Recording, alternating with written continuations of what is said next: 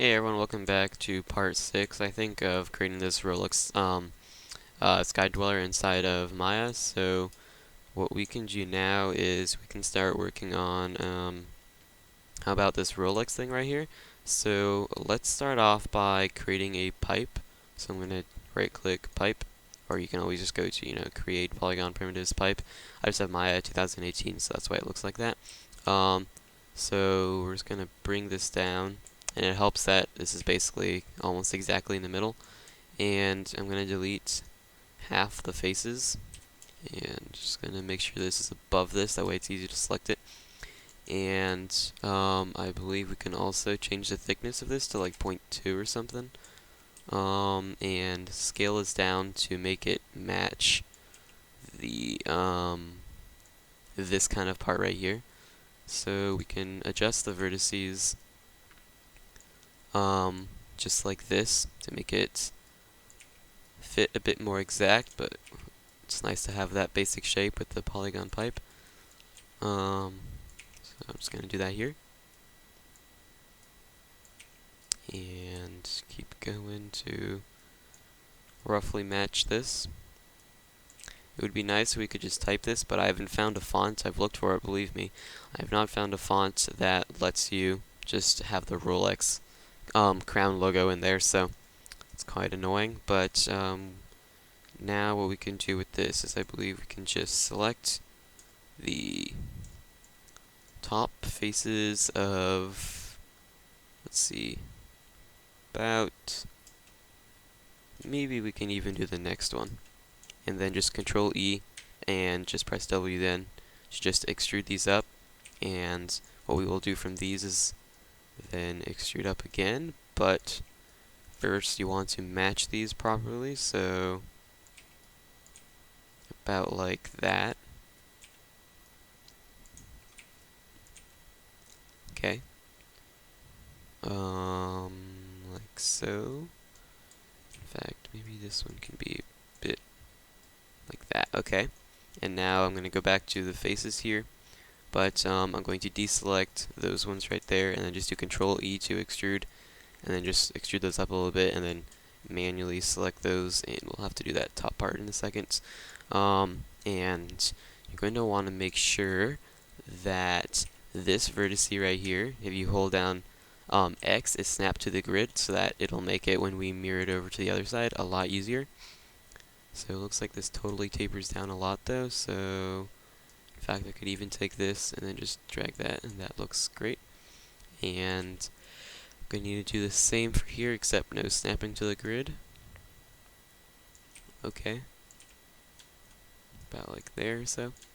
And keep moving this up to about there, and then we can take a look at our logo so far and drag it out and scale it down a bit too, because that will help in a second. Try and make it like squarish or whatever. And then delete these top faces, and what we're going to want to do is create a cylinder, a sphere, with, I believe it is, let's try 8 by 8. Just drag it over to here, scale it down, and then let's just match it actually up to here. It'll just make it a bit quicker and easier, because I'm going to need to match them up to connect these, and I think this is enough. I'm not sure though. Let's try it. Although this does need to be then scaled down a little bit too. And I'm gonna cut the faces in half. Okay, just like this. Hopefully that's, yep, it's on the grid. So now what we can do is I can just delete this face right here. Yep. And then select this, and I'm just gonna combine them. And then select that vertice, snap it to there, that vertice down there, snap that to there, and with the 8 things we have these 4 corners right here with still retaining a polygon or cylinderish shape. So That's what I was going for here. And then the rest of it, actually, I think I overestimated this a little bit. So this, we can just select here and double click on that. Needs to be pushed in a little bit more to like there. And in fact, yeah, okay. Now just do what we did a second ago. And just snap these to there. And then, actually, let's see here. Need to fix this a little bit. Maybe about, drag that out to there actually or something. And I really want to rotate this like I feel like it should be, but I think we're just going to keep it like that and then fix it in a second. So maybe just see what looks right. I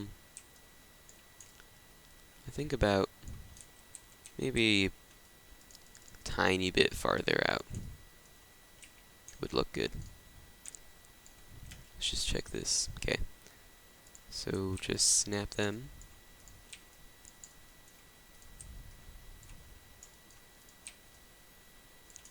Should be it.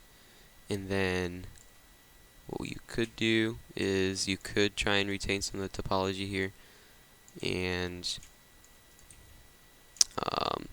move some of these vertices to make it a bit more straight-ish. Because it is a sphere, not like a squashed blob. But it'll look a lot better once this is duplicated to the other side. Although, I do want to add an edge loop from here down to here. Yep, so that we can easily pull these out to help retain, the look of a sphere.